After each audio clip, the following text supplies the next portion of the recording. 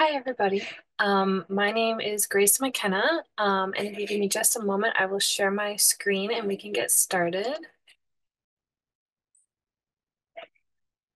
Okay, so I'm the digital project specialist here at the Central Library and Archives. Today I'm going to be covering some of my favorite items from a project we recently worked on, which was coordinated through the support of a Humanities Collection and Reference Resources Grant from the National Endowment of Humanities, or the NEH. I'll be talking a little bit about the project and how archives can be used as a resource for many different purposes. So NEH is an independent federal agency that provides funding to support museums, universities, teachers, libraries, and a variety of other similar cultural institutions. We, the Central Library and Archives, applied for this grant and earned it back in 2021, around the same time that the pandemic was in full swing. And so as the months went on, the progress and the plans for the grant had to be rearranged as different problems came up. But the goal remained the same, which was to digitize the archival and documentary history of 100 years of Puerto Rican arts and culture in New York City, highlighting the portrayals of the Puerto Rican migrant experience. This project increased Centro's digital presence to include 10% of the current physical collection, and was focused on 18 of the most sought after collections for research and use.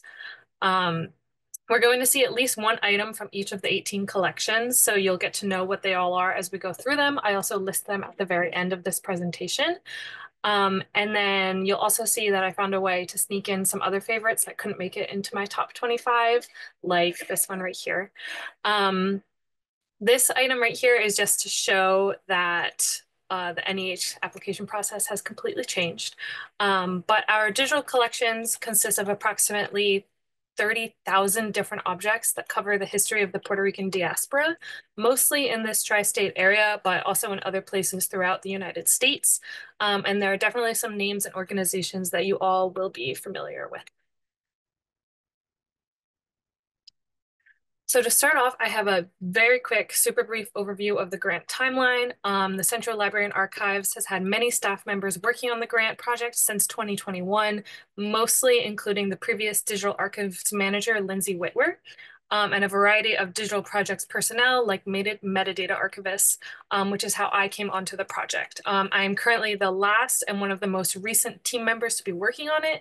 I came in during the last year of the grant and have mostly been working on the metadata, although I did a little bit of the digitization processes.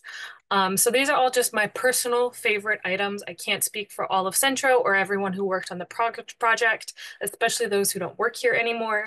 I have a natural inclination for items that show the more casual, seemingly mundane parts of history and life. I've always loved items from history that show love, friendship, handwriting, and how the different parts of history can be interconnected at different times, and more of the social aspects of history. I also included items that I had to work really hard on, or whose research I found to be super important or interesting as I worked on it. I had to research names, decipher handwriting, cross-reference photos, and research everything I wrote. Everything used in this presentation is cited at the very end, and if you have any questions about having these items, about using these items yourself, you can reach out by submitting reproduction requests. These do have a cost depending on what your intentions are, but everything is outlined on our website. You will see that I have some obvious favorite subjects like Elba Cabrera. I loved her papers, I loved her works. It was really hard for me to narrow down favorites from her collection down to just 2 or 3 items. But as we go through this, I can only hope that you will also be able to find some new favorite pieces. So let's get started with our first item.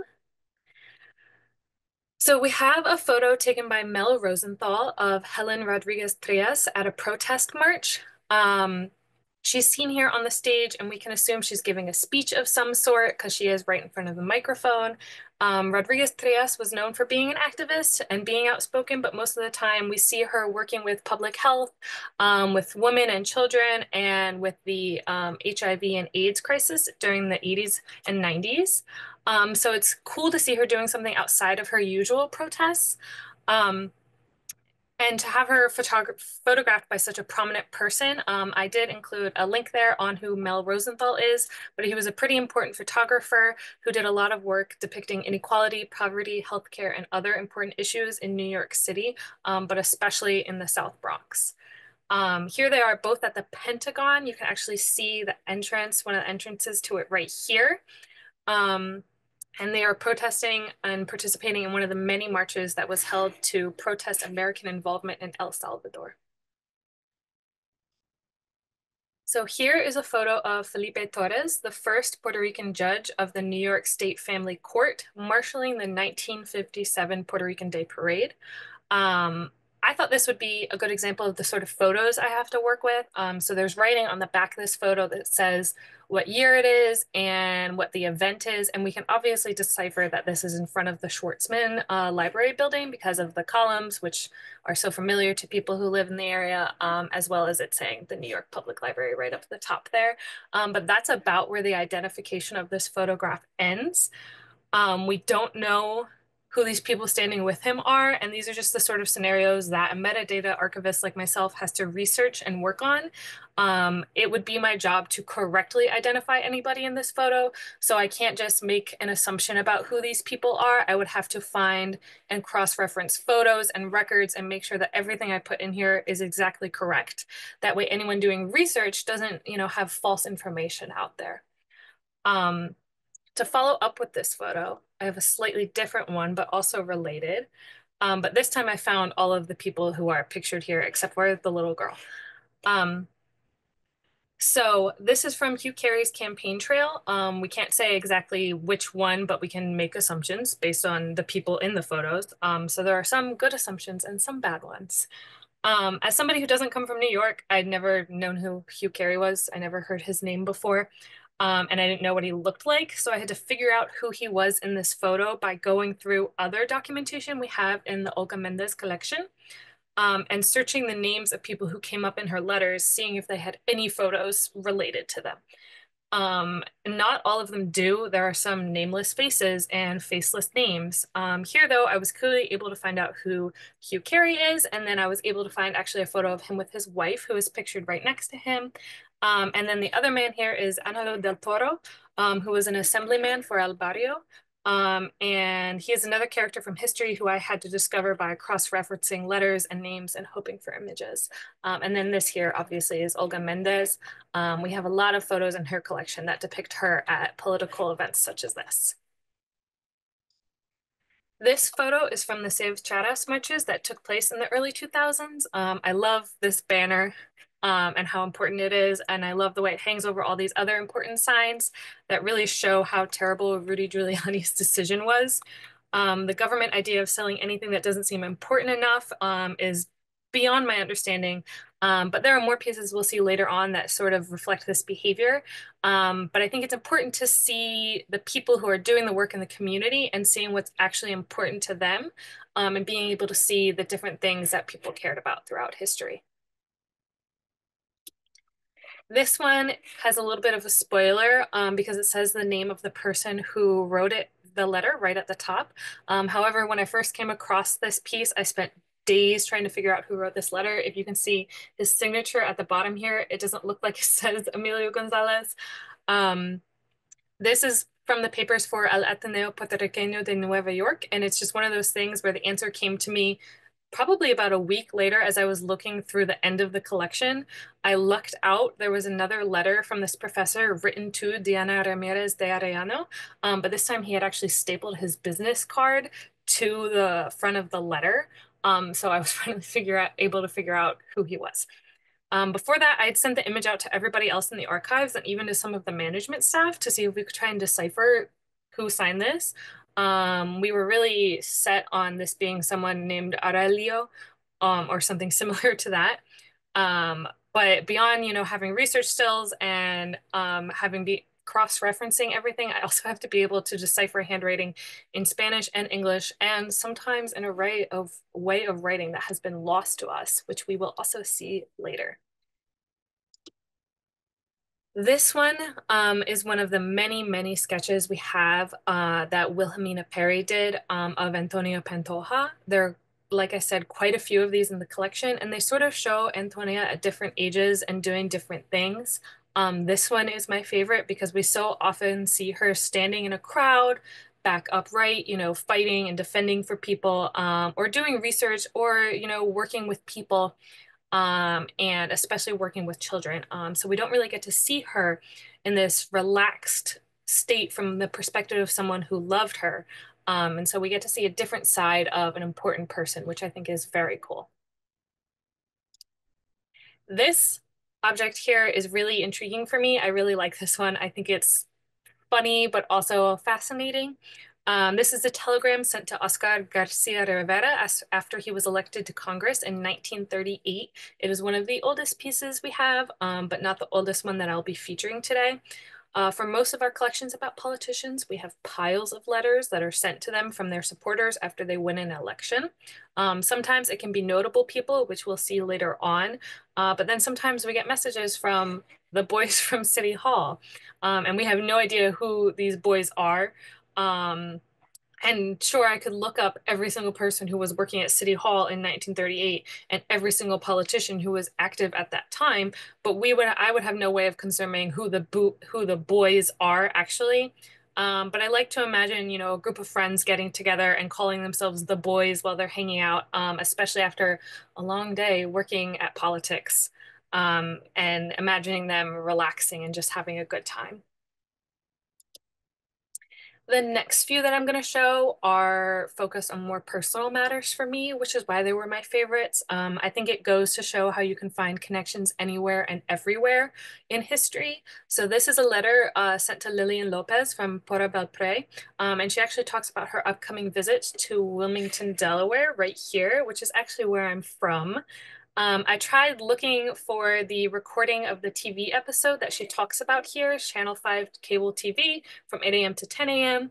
But I reached out to some people and I haven't heard back from them. And it's possible just because it was such a small segment of TV and Delaware is such a small state that this might be the only historical record we have of it left, which is something that we can come across.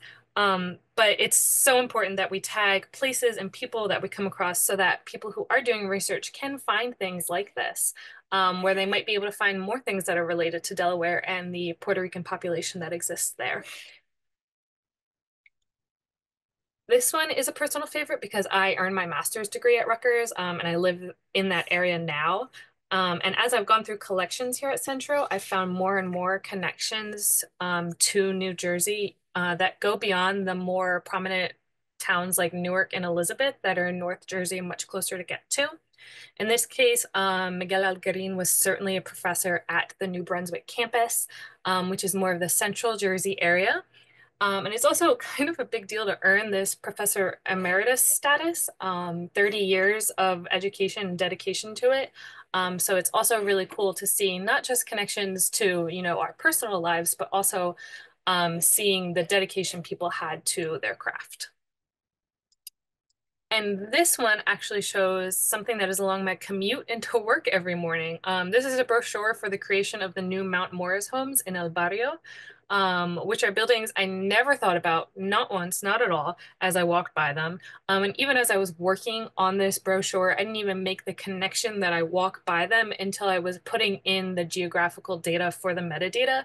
And I was like, wait, hold on. I see those every single day. So it's interesting to find historical connections like that, and to think about life in a different way, and to think about how much history you're walking past, especially in New York City every single day. So here is something that an archive would typically only have if they had the collection for a musician. There are a few of these in Pura Belpré's collection, these manuscripts that she wrote herself. You can see the way she really and truly understood how she wanted the music to sound. Um, this is something I really love because I did study music and music theory and music history in school, but I was really, really terrible at it. I was really bad at it. They say you have to have more of a mathematical mind to truly understand music, which I think can give a different perspective on who Belpré really was. Um, and I think that being able to work the way she did is such a valuable skill. And I wish I could play the piano or had the time in this segment to do that for you guys.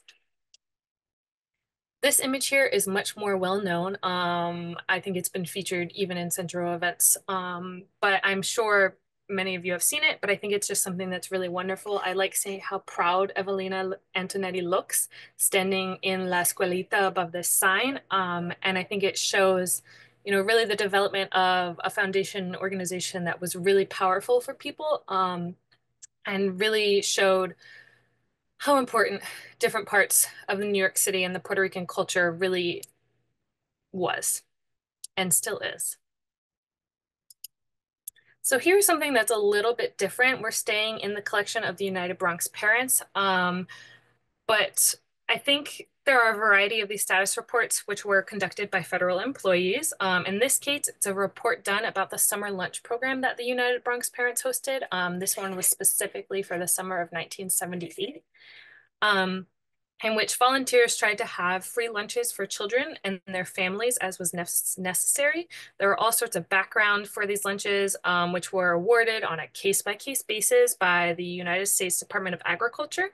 And many years, the funding was cut completely in half, and organizations like the United Bronx Parents um, had to fight to have the barest amount of food available. And there were also cases where places weren't considered to be at risk enough. So this is a case where I had to do a lot of research about the USDA lunches, but also where we get to see sort of the background of what's going on for the United Bronx Parents, as there were probably people there who were trying to get lunches and who had to be turned away because there wasn't enough food because the federal government decided that they didn't have to send that much food.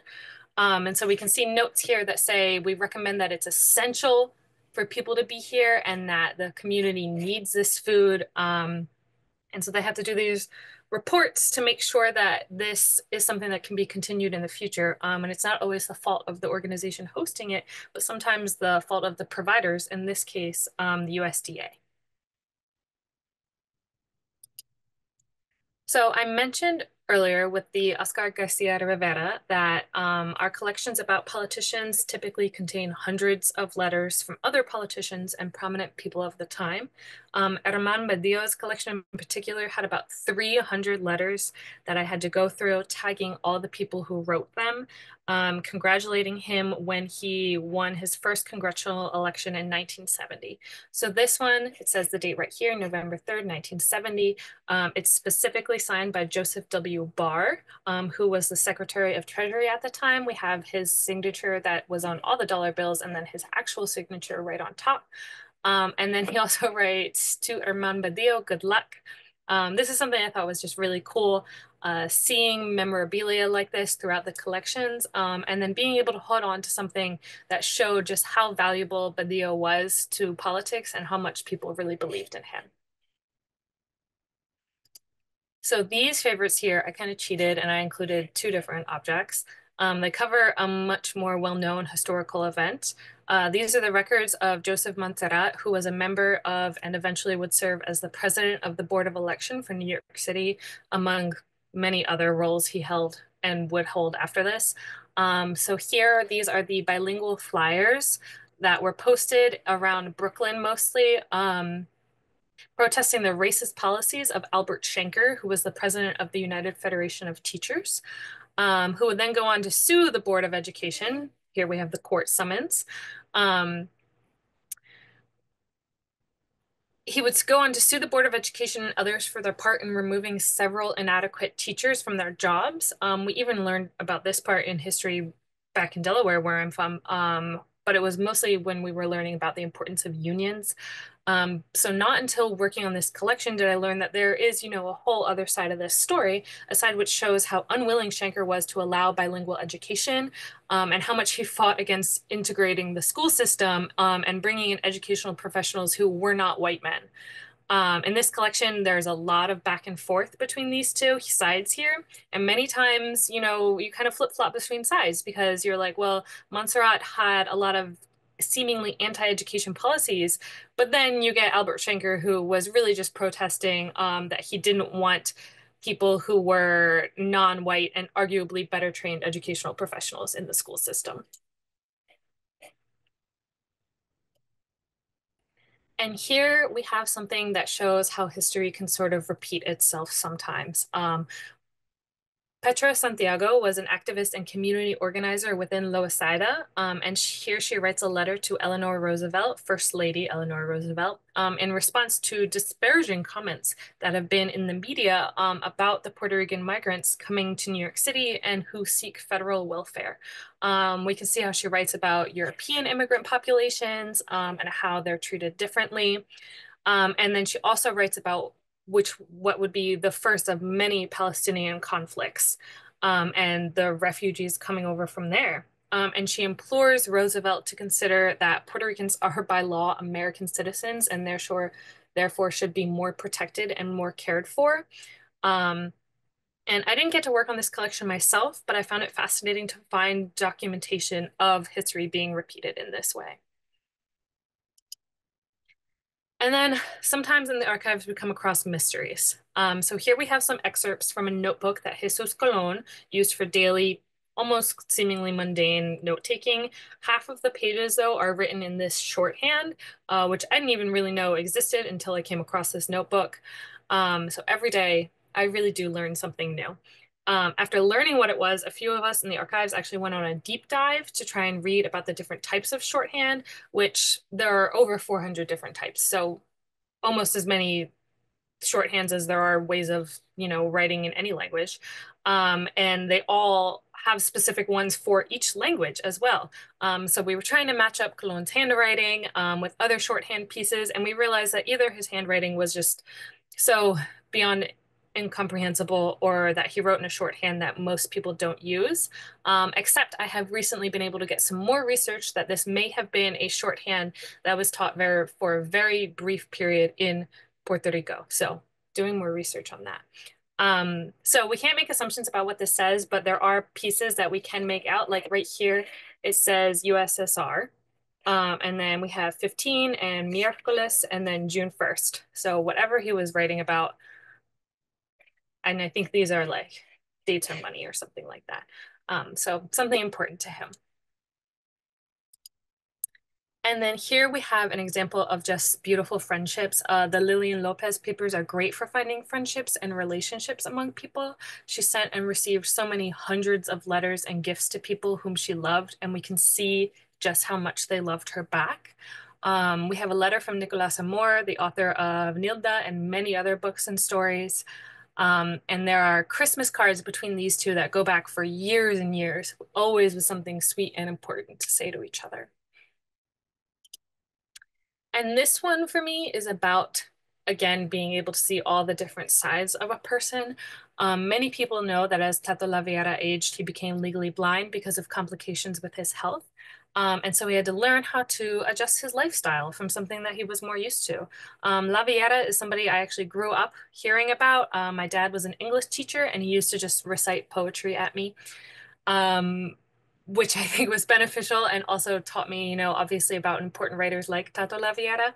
But being able to see his papers was a really great connection for me, and seeing parts of his life beyond his literature and his writing was fascinating. I can't even imagine what a technology course for the blind would be like and how to learn to use Microsoft in that way. The pursuit of knowledge beyond the typical definitions of what would limit you is a really wonderful thing to learn, I think. So like I said earlier, that the Elba Cabrera papers are some of my favorites. Here we have a letter she wrote to Piri Thomas after she learned that he was donating his papers to the Schomburg Center. It's not a very polite letter, but because it's still in her collection, we don't know whether or not she sent it to him or not. This could be a copy.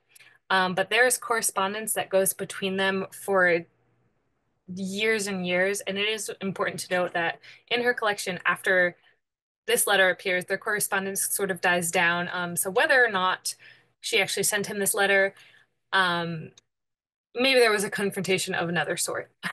But this is just another part where we can access his papers in the Schomburg Center, but she really felt like he should have put his papers in Centro. So our second to last piece that I have for you is the oldest in the project. We have a few issues of Adelante, which was the journal that Jesús Colón was editor-in-chief of. You can see his name listed here as director. Director Jesús Colón.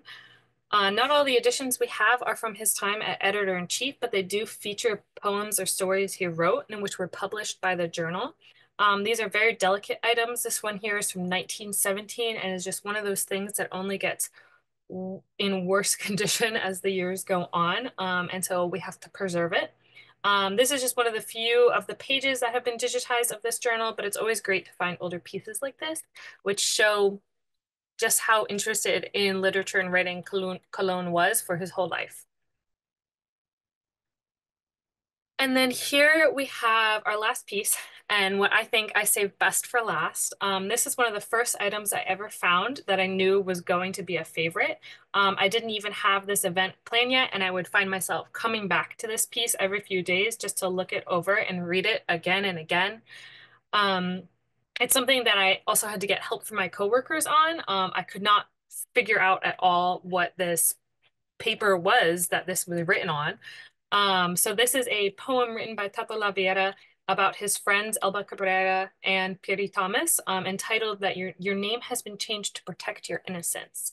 You can see the classic Laviera style of writing throughout the piece, and it's been written on what we decided was a classic punch card. And like I said, best for last, it's one of my most favorite pieces. It connects so many of my favorite topics from love, friendship, and interrelated histories. And then we have the Tato Laviera papers, but this is something that was actually in the Elba Cabrera papers. So you wouldn't think to look for his poetry somewhere other than his own collection. So it's a bit of a surprise to come across. And so I just loved it. And so to wrap up the presentation part, I have a list of all the different collections that were included in this project. And I snuck in another photo of Oscar Garcia Rivera. And all of the citations for these are on these last slides. But other than that, the presentation can be done. Yeah, and if anybody has any questions about anything, you can put them in the chat.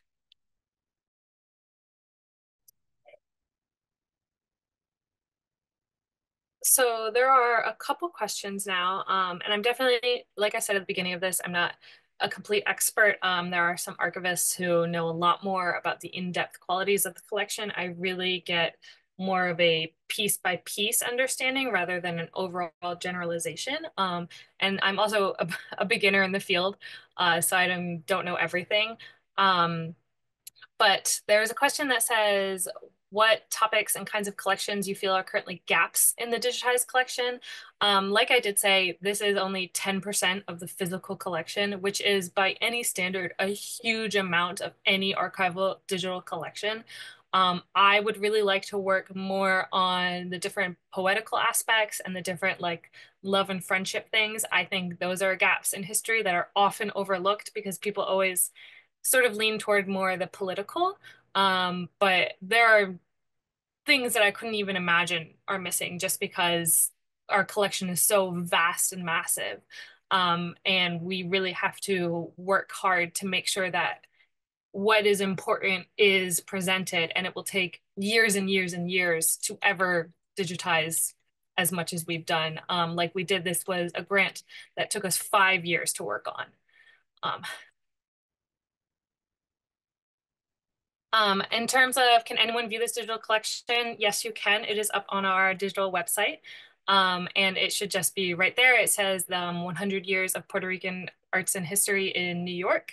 And you can see the entire collection that I worked on. And it's actually a series of collections. Like I said, there are 18 of them. So it's one big project. And then with each of the collections in the project, you can also see other items that weren't featured through the NEH grant.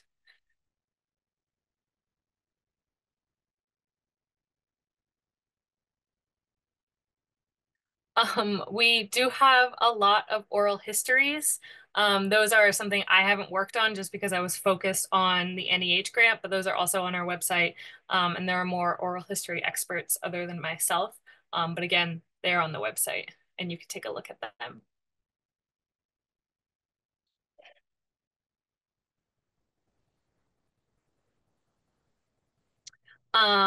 There is another question that says, how do documents typically find their way to Centro? And for the most part, it actually really is just donations from other people. there's not really any other way for something to end up in an archive, because you do have to work with all of the archivists for it to appear in the archives. But again, I'm just the metadata person. I'm not the expert here on how that process works. You and that question. Oh my gosh, beautiful. So one of the questions says, how do you cross-reference research for a photograph? So a lot of this, how my process works is I have the photograph in front of me and I work on that. And what I do is really, if I can't find anyone in that photo, I go through the rest of that collection to see any names that are mentioned. And I take a note of every single name that seems important. And then I have to Google every single one of those names. And then I have to see if that name, if the person that pops up makes sense for the collection I'm working on. And if it does, then I have to try and find any photos.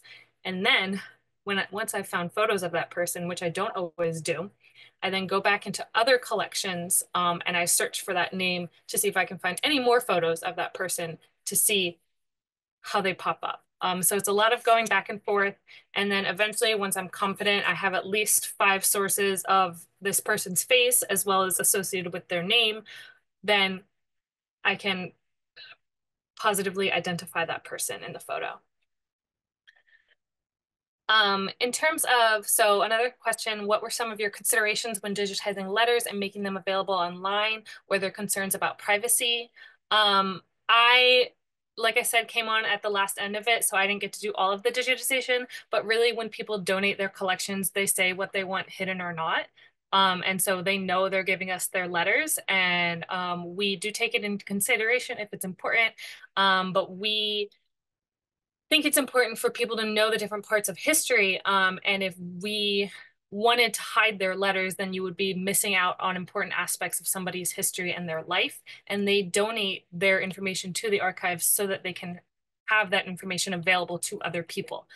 So they sort of know what they're doing when they donate. And again, I'm just the metadata person, so I'm not involved in donations and things like that. But there's typically a lot that goes on into a discussion about something like that.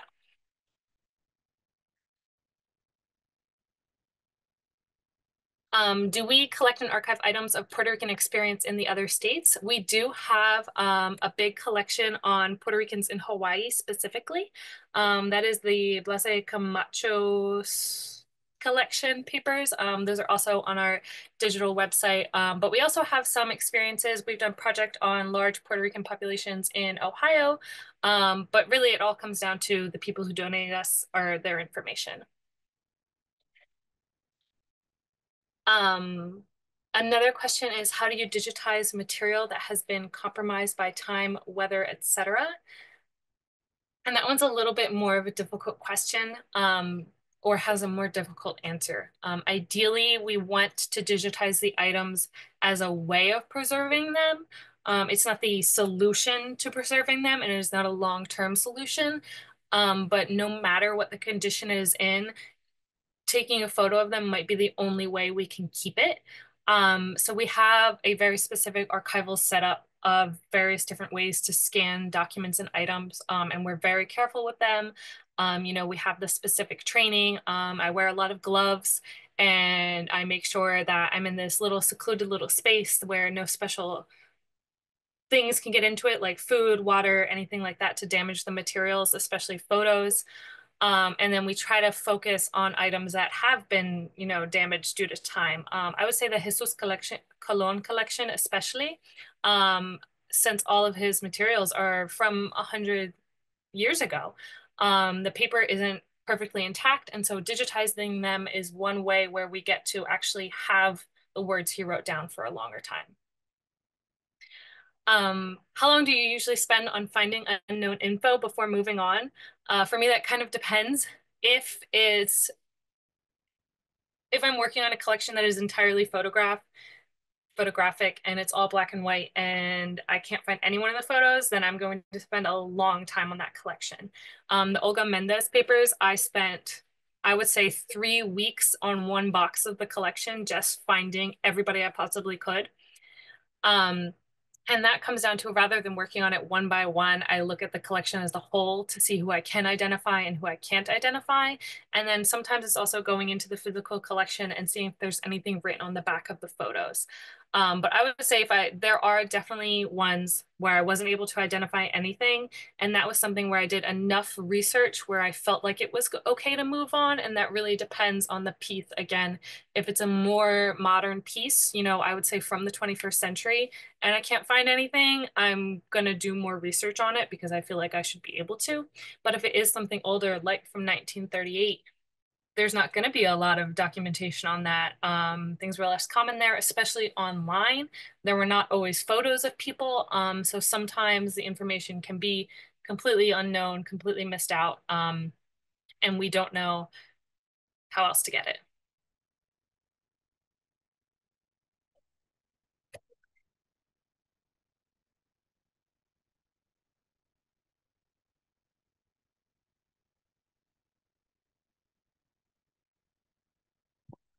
Okay.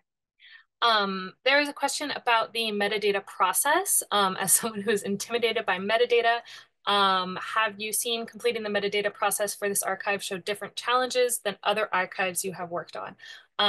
So I will reiterate that I am new to this field. I actually just graduated in May of last year, so I started this job immediately after that. So I've only actually worked on two archives, and one was at a public library, and I actually didn't do any metadata for them. That was more of a physical processing collection. So I would say that the challenges for metadata here are mostly in that I have to do things in Spanish and English and really in Spanglish, and I have to combine things. And the systems set up for the United States are not conducive for the Spanish language. So I have to work around systems that don't work for Spanish and make them work essentially so that everyone can find this information in Spanish and English and in Spanglish. Um, but for me, I always enjoyed metadata. I love being able to get into the like detailed minutia of a piece and make sure that every single possible thing that can be covered is covered. Um, so I can see how this might be different in a different archive, especially if you're only working on English language documents. That's going to be probably in my head a lot easier. And you don't have to fight the system so much. And then I think we have time for one more question. Um, And then any suggestions and recommendations for preserving archives at home? So we preserve everything in Mylar. It's very expensive, but we do have personal archiving events. We had one last year, and we're going to have one this coming November where we give more information about how to do a personal archive and archiving materials in your own home. Okay. I think that is all the time we have. So I think I'm going to say goodbye to everybody. Thank you so much for all of your questions and thank you for coming today. And I hope you learned something fun.